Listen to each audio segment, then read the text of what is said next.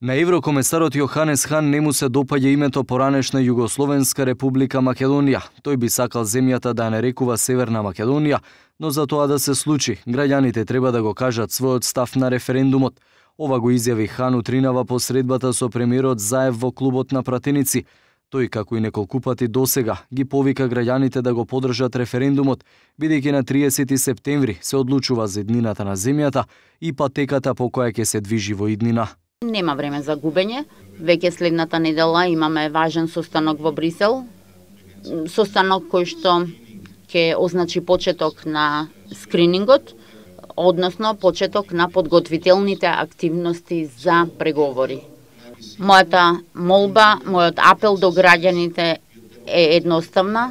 Информирајте се и искористете го своето демократско право да го дадете својот глас, да се чуе вашиот глас и направете слободен избор. Она што е тука важно е младата генерација.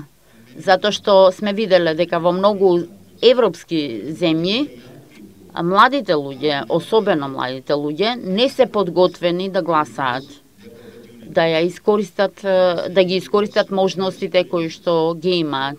Меѓутоа, знаеме од искуство дека секој глас е важен. Хан вели дека Скопје деновиве е дестинација за сите политичари, не само од Европа, туку и од целиот свет, и тоа е доказ колку се цени договорот меѓу Македонија и Грција и како на него гледа меѓународната заедница. Договорот според еврокомесарот е редок пример на решавање на такви конфликти доколку има добра волја, лидерство и одлучност да се решат прашањата во интерес на граѓаните. Премиерот Заев пак по средбата изјави дека веќе се прават важни реформи кои ќе ја приближат Македонија кон ЕУ, но по референдумот тие ќе бидат уште посилни со цел земјата да биде подготвена за почеток на преговорите во 2019 година. Граѓаните на Република Македонија никогаш не се чувствувале поблиски и подобре дојдени во Европската Унија отколку сега.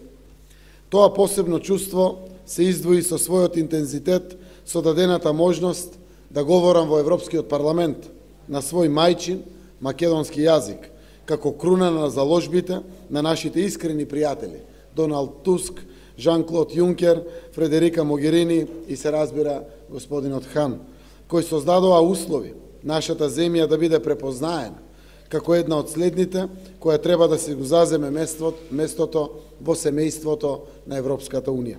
На пресконференцијата еврокомесарот Хан повтори дека на сите лидери на политичките партии, секако и на шефот на опозицијата Христијан Мицкоски, им порачал дека референдумот ќе ја одлучи иднината на земјата и не смее да се исполитизира.